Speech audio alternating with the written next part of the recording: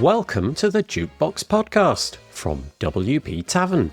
My name is Nathan Wrigley. Jukebox is a podcast which is dedicated to all things WordPress, the people, the events, the plugins, the blocks, the themes, and in this case, the risks of legacy PHP in WordPress and why upgrading matters for security. If you'd like to subscribe to the podcast, you can do that by searching for WP Tavern in your podcast player of choice, or by going to wptavern.com/feed/podcast, and you can copy that URL into most podcast players. If you have a topic that you'd like us to feature on the podcast, I'm keen to hear from you and hopefully get you or your idea featured on the show. Head to wptavern.com/contact/jukebox and use the form there. So on the podcast today, we have Milan Petrović. Milan has been deeply immersed in the WordPress ecosystem since 2007, developing an array of plugins, especially for expanding bbPress forums, and running his own company creating plugins before joining the Freemius team as a full-stack developer. With nearly 2 decades of hand-on experience, Milan has witnessed firsthand the evolution of both the WordPress and PHP landscapes. Many WordPress users may be only partially aware of PHP. Perhaps they've noticed version numbers in their hosting panel, but few of the millions of WordPress users understand the real impact that PHP versions have on the security and performance of their websites. Milan is here to shine a light on why embracing newer versions like PHP 8 isn't just good practice, but a crucial step for security and efficiency. Milan begins by recounting his journey through WordPress development.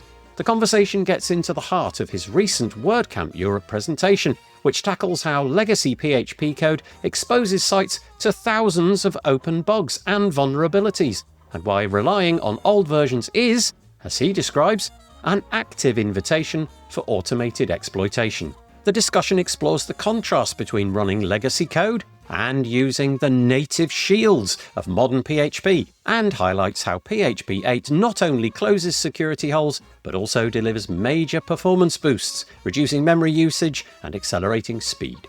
If you're wondering why you should care about the PHP version your site is running on, or you're a developer interested in practical ways to harden your code, Milan unpacks both the existential risks of outdated PHP and the step-by-step benefits for hosts, agencies, and plugin developers alike. He introduces his Vulnerability Lab plugin, designed for developers to see firsthand how code exploits play out differently across PHP versions, and makes the case that modernizing can happen gradually, one update, one plugin at a time. If you've ever questioned how your hosting choice or plugin stack could affect your site's future, or you're ready to take the first steps towards building more secure and future-proof WordPress products, this episode is for you. If you're interested in finding out more, you can find all of the links in the show notes by heading to wptavern.com/podcast, where you'll find all the other episodes as well. And so, without further delay, I bring you Milan Petrović.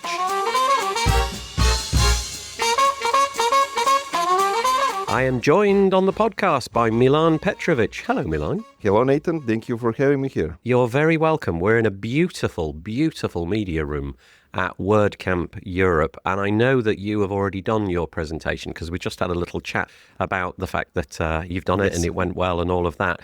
Do you want to tell us a little bit about you and your background working with code and developing and security and all of that kind of stuff? And then we'll talk about your actual presentation and how it went. So I started with WordPress almost 20 years ago, so way back in 2007. And I created a lot of plugins for WordPress, and I especially have a lot of plugins for bbPress, for expanding forums. Yeah, people still use forums these days. Yeah. So that was really like bbPress and all the stuff I did with that. I have been working as a freelancer for a lot of years. I have my own company that was doing plugins. It's called WordPress. But in 2024, I joined the amazing team at Freemius. So for almost 2 years, I am a full-stack developer at Freemius, and that was a really nice change of pace for me and the work I usually do before that. So yeah, that's a short of it. Yeah, that's great. Thank you. And so the presentation that you did, that is now over, goes like this. I'm going to read the entire blurb because it's short enough to read. And it says, secure by design, hardening plugins with PHP 8.x. In the WordPress ecosystem, we're often forced to choose between supporting the lowest common denominator of hosting and implementing modern security. But in 2026, writing legacy PHP 7 code isn't just a bad habit. It's an active invitation for automated exploitation. It's time to stop playing whack-a-mole with sanitization and start building products that are secure by design. This talk isn't just another slide deck on security tips. Through comparisons of a vulnerability lab plugin, you will see how common exploits like authentication bypass and server-side request forgery succeed on legacy code, only to be neutralized by the native shields of the latest PHP. You'll learn how to leverage the modern PHP patterns to ensure your plugins are resilient to a wide range of exploits. Now, into the show notes, I will put Milan's WordPress.tv presentation so that you can go and watch the entirety of it. I guess basically if at any point you get confused, that would be a good idea. Pause this podcast and go and check that out. But how did it go? How well received was it? For me personally, I am very satisfied with how it went. I don't know, it's a bit overwhelming to be honest, but I am very satisfied, and I got a lot of questions after the talk. I met a lot of people that liked what I had to say, and I think it's good feedback to have for something that is more technical. Yes. Like this was. Well, touching on the fact that it's more technical, I have to confess that I think you're going to have to shepherd me through this, because a lot of the content that you, I think, probably got stuck into is beyond my pay grade, but hopefully we'll get through it. Now, at WordCamp Europe, where we are now, I don't know what the ratio is, but I'm guessing that a significant proportion of the people out there are not developers. They kind of know that PHP is a thing. They realize that WordPress is built on that, but they don't really have an understanding. They've probably heard of PHP 7. They've probably heard of PHP 8 because somewhere in a control panel that was shown to them. But maybe there's not much of an understanding of the fact that it gets better over time. It gets secure over time. I think there's probably a notion of, well, my website works. Why do I need to change anything? So let's get into that. What were you talking about in your presentation? What's changed in the landscape of PHP more recently that you brought to the fore, that you shared with your audience? I think that PHP 8 was a big milestone for a lot of things. And I'm not sure, but I don't think that the wider community is kind of aware about the impact of the PHP or the server environment in general on how the websites work and how secure they are. Maybe the WordPress in itself needs to spread more awareness about that, because right now we get a notice in the dashboard that maybe the PHP needs to be updated, but for a lot of website users that can be too much and too little information at the same time, because they may be not aware of how to do things on their hosting side. We need to spread more awareness about how important the changes in the code are when it comes to the newer PHP versions and what they can do to improve the security, and how developers should be starting to use more of those new features and new things that PHP provides on a language level nowadays. WordPress has got this real legacy, I suppose is the right word, of supporting legacy code. So yes. WordPress itself is supported way, way, way back. You can keep using versions of WordPress which are many, many, many years old. And I wonder what your stance is in terms of PHP, whether or not WordPress runs versions of PHP which are far too old in your opinion. So in other words, should WordPress have a policy of, 8.x only, or is 7 okay? And I don't know what other CMS platforms, Drupal, Joomla as was, I don't know what they do. I don't know what their posture is. I think that one of the most important decisions that it was done with WordPress early on is that backwards compatibility, because it opened the doors for wider adoption, because you don't need to change server every year, or you don't need to upgrade your software that often. And that helped a lot of hosting companies to provide WordPress hosting very cheaply, because they didn't have to have the latest PHP, they didn't have to invest much more money into all that. So WordPress got a lot of adoption from backwards compatibility policies, but in the same time that also proved a bit of a problem, because even the WordPress core code is kind of stuck because of that policy of backwards compatibility. And it's not only compatibility with old versions of WordPress, but the old versions of PHP. And we are running now maybe 6 years behind end-of-life PHP versions, because PHP 7.4 end-of-life was 4.5 years ago, and we still support it in the core. Yeah, I guess it's a nice thing to support it. And as you described, it was a great way of onboarding the millions of people that came along. But things have moved on. What would be some of the top level items? And I'm inviting you to open the scary book and sort of give out the worst case scenarios, basically, of running legacy code. So really go to town, frighten us all. What are some of the horrors that await if you're quite willing to, as a hosting company, support 7 point whatever, or beyond 6 or 5, or dare I say it 4, who knows? What are some of the terrible things that await us? To be honest, when I was researching some of the statistics and things like that, I was kind of scared when I saw that there are 3,000 or 4,000 open bug reports for PHP 7 and PHP 5, which are still in use today, and there are WordPress websites running on both of them in the millions.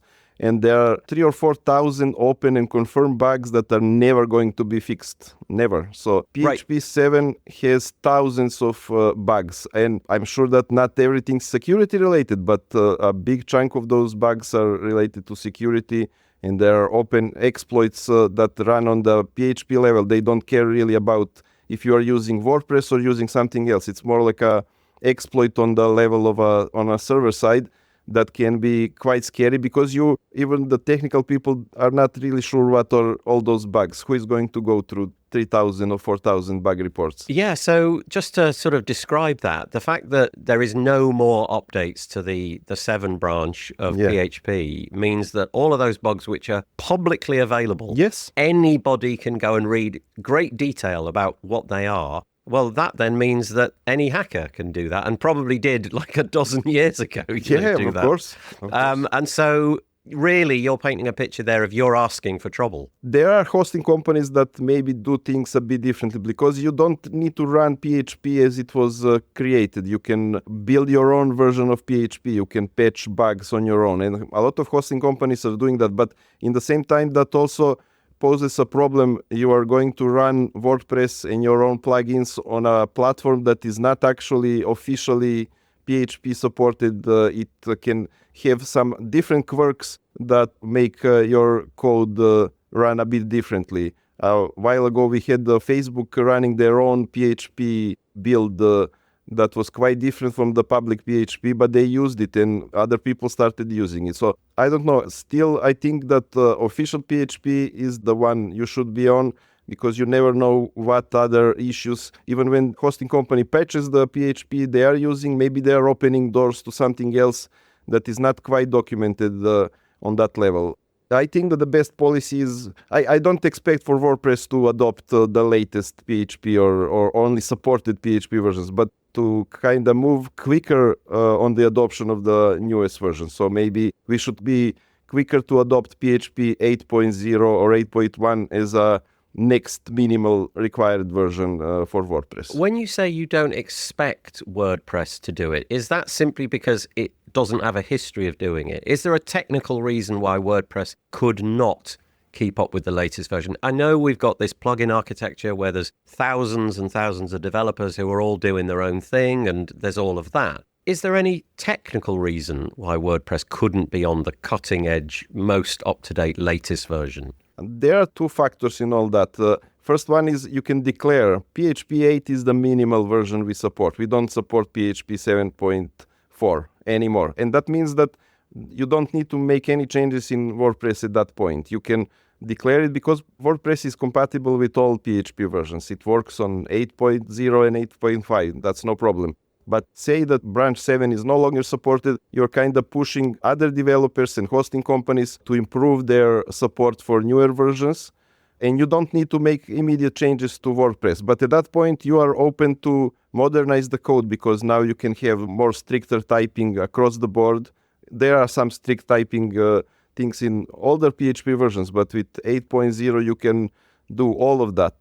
And it doesn't have to be a process that is done immediately. It can be done gradually. You can update parts of the WordPress core over time, and it will take a few years to get up to date, but at least you are closing doors to some older versions of PHP, and you are pushing developers as well for plugins to have that policy. Right now, each developer can have their own plugin supporting any version of PHP you want. For my plugins, I have policy of 8.0 as a minimal version since this year. And I'm updating the code as I go along. I don't do it. It's impossible to do it all at once. And for WordPress, it's going to be even worse to make it all up to date. But declaring PHP 8 as a minimal required version would be a great step in a right direction for wider adoption. Yeah, I think the problem is simply one of the user base, isn't it? There's just millions of people, thousands of developers, all doing their own thing, and casting 8.0 and above as the new minimum, there's going to be a moment where some things do go wrong. So that calendar plugin that you've been using for ages, which just works, and sure, you've never really received any updates from the developer, but it just works. Everybody's booking on my calendar and we're all good. And then suddenly PHP 8 is required and it turns out the calendar plugin now no longer works. You can imagine those kind of stories a million times over coming to the fore, but equally, we got to move on. There's no way of, because we can't in 10 years still have sites on 7.4. We have sites on 5 point something. Okay. I recently checked the official WordPress tracking. 7.4 is on 20% even now. So we are far away from WordPress ditching the 7 branch, and I think there are still few percents of PHP 5 in all that. So yes, I regularly look at that. It's like a little donut chart, isn't it? Yes, that is often produced, and you gradually see the 8.x whatever section of the pie getting bigger as they produce the next survey. But you're right, it's still a significant chunk that's on 7 and below. And whilst when I look at that chart, it doesn't really bring any alarm bells to the fore. I just think, oh, that's a shame. But now that you're presenting this talk and giving me this information, I realize that attack surface is worse. When you gave that talk, who is your target audience? Were you directly sort of aiming it at the hosting companies who presumably can do a lot of work very quickly? You know, they could take 1 million people onto 8 with a little bit of development work on the back end of their platform? Or are you really encouraging the general WordPress user like me to take a bit more interest and make sure that I am going into the cPanel or whatever it is and updating myself? Or is it a bit of both?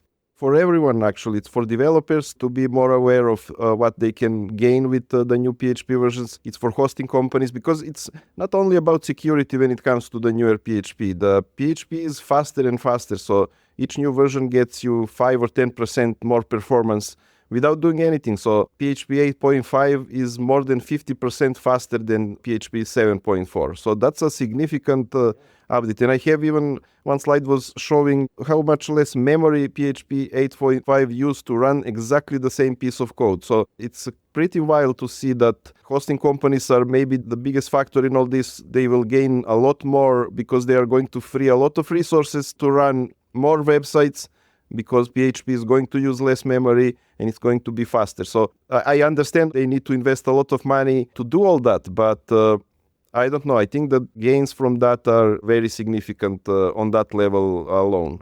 Yeah, so you described there a really compelling scenario. You know, it's quicker, it uses less memory, you'll save money. I mean, what else do you need? Yeah.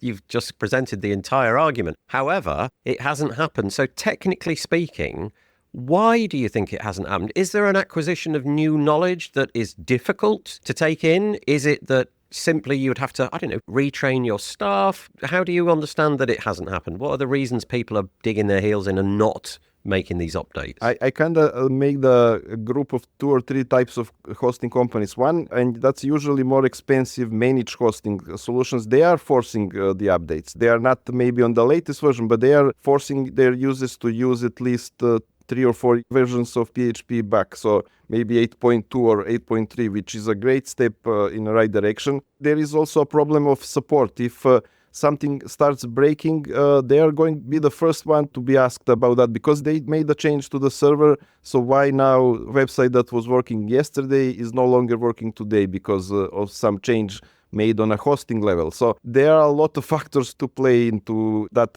adoption. But on the other hand, there are a lot of developers that have moved on with supporting PHP 8. A lot of plugins are very much updated, and especially popular plugins, they invested a lot of time to do the update. It's getting easier to support it. But on the other hand, you have very old websites that are simply cannot move without proper testing, without updating the plugins, and there are cases when you cannot simply update one plugin because something else may break, or you made some changes that will make some other thing break. So it's a big puzzle that it's definitely not easy to solve, but maybe we should start some work on that as a community to do it and to move people along. I don't want to say force the change, but make people aware of the benefits, make people aware of the risks if they continue to run the old and updated software.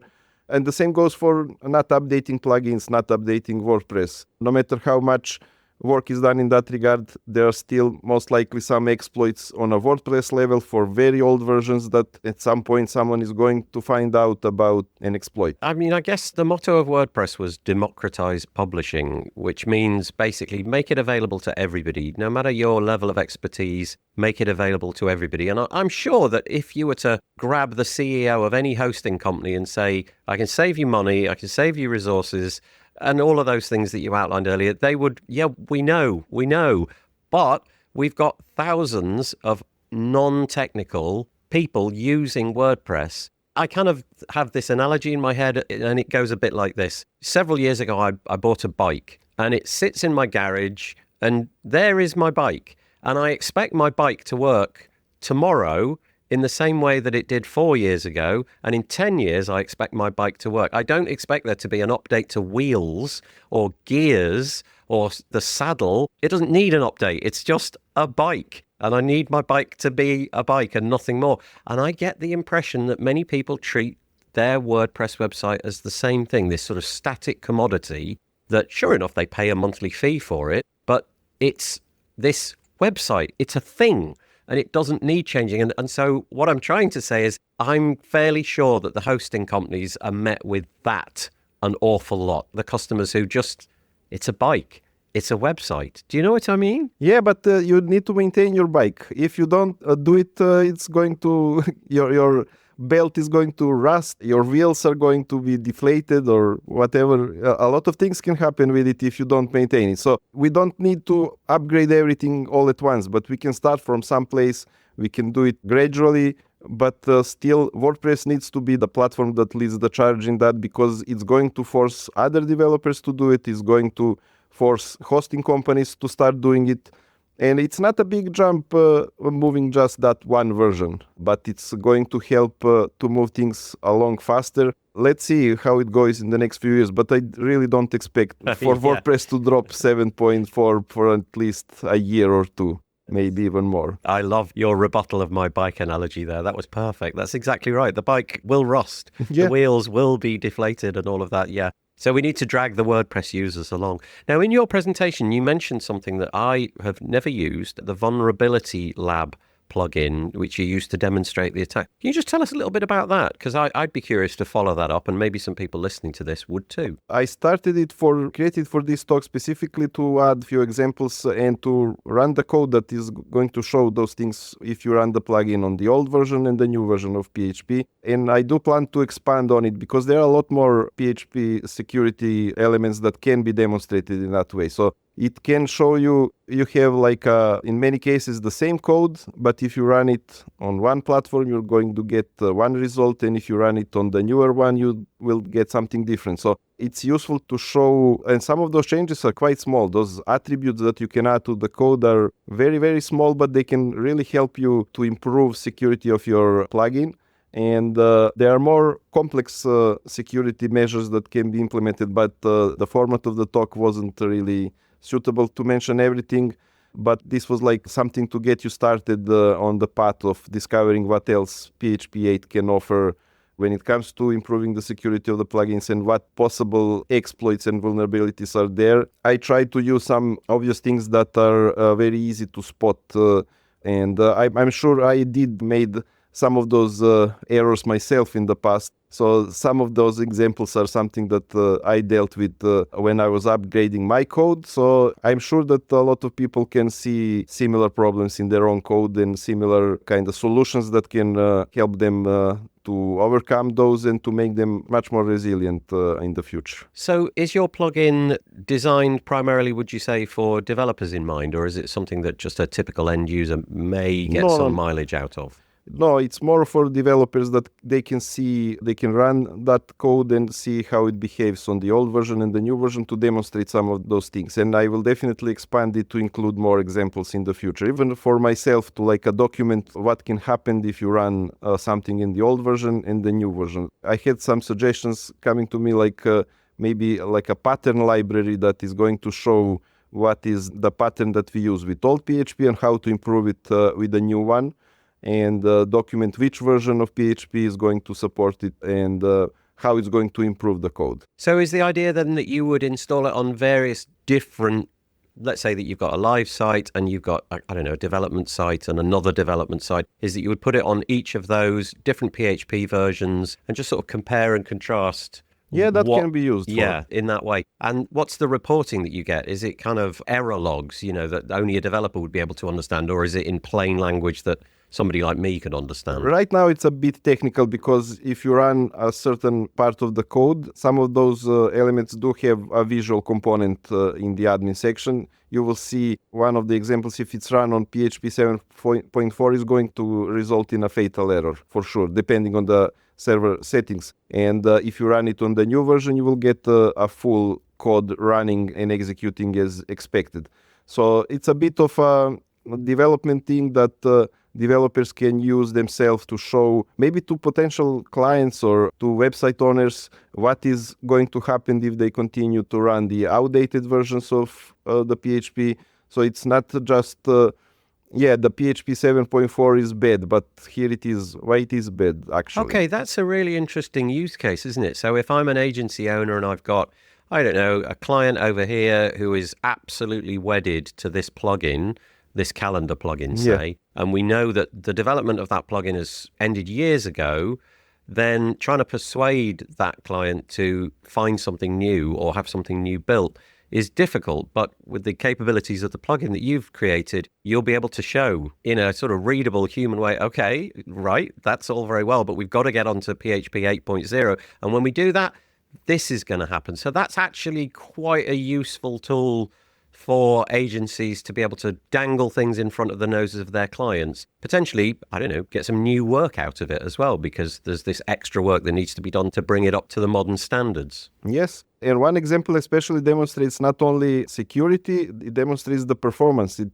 shows you how much memory that piece of code is using on old version. Almost half the memory is going to be used less with the new version. So that's very on-the-nose demonstration on security and the performance in the same time. So things like that can help, and I will definitely try to invest more time in showing more examples, and anyone can contribute. It's a plugin available on GitHub, so any contributions in that regard are welcome, and we can maybe all work to create a list of patterns that are something that a lot of people can use, and show different people how the PHP can help them move along. And again, I don't want to sound like we don't need whatever WordPress is doing. We still need to use all the security enhancements that WordPress has built in the core, escaping, sanitization, all that is still very important, because you cannot solve everything by upgrading PHP and upgrading your code to use some of the PHP features. There are still a lot of security elements in WordPress itself that are very important and should not be replaced or removed from the code. There are patterns that are crucial to ensuring the security is on a top level. So a combination of what WordPress already has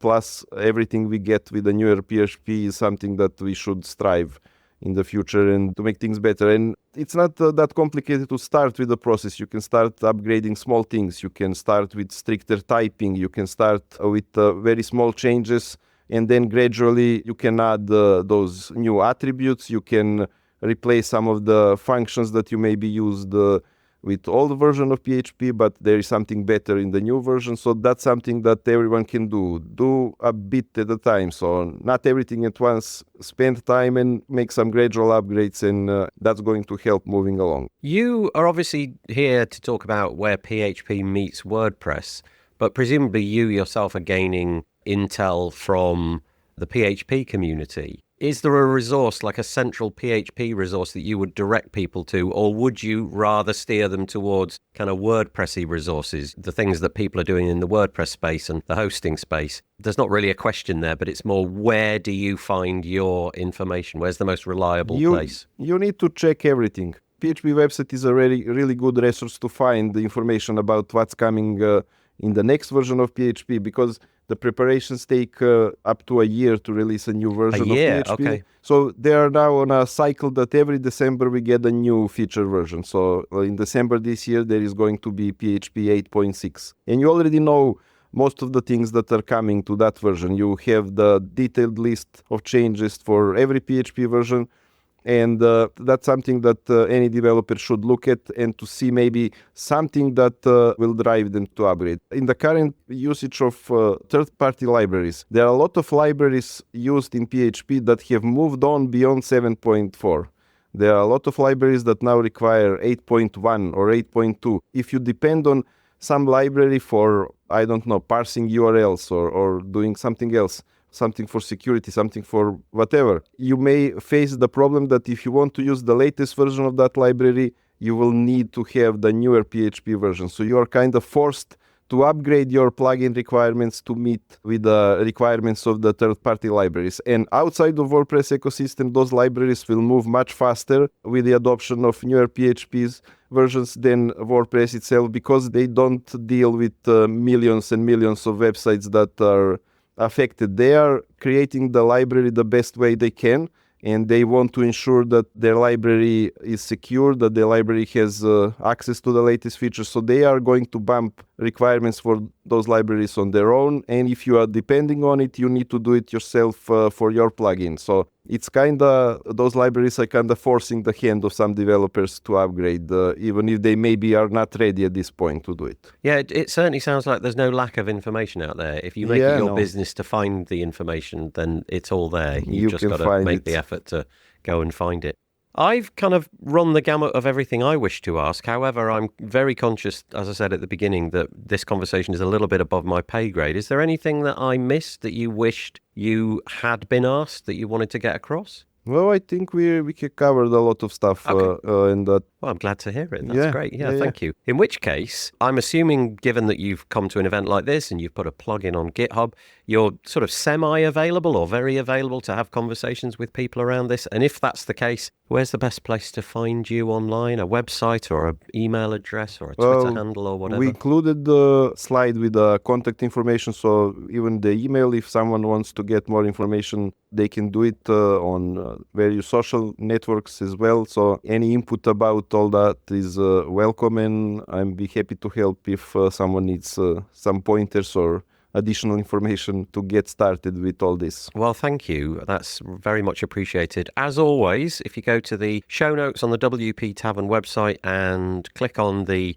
episode involving Milan, you'll be able to find, buried probably towards the bottom, all the different bits and pieces, the WordPress.tv video that will go with his presentation and various other links that have been discussed during the course of this episode. So with that said, Milan, thank you so much for chatting to me today. I really appreciate it. Thank you. It was really great, and I appreciate your invitation for the interview. You're so welcome. Thank you. Thank you.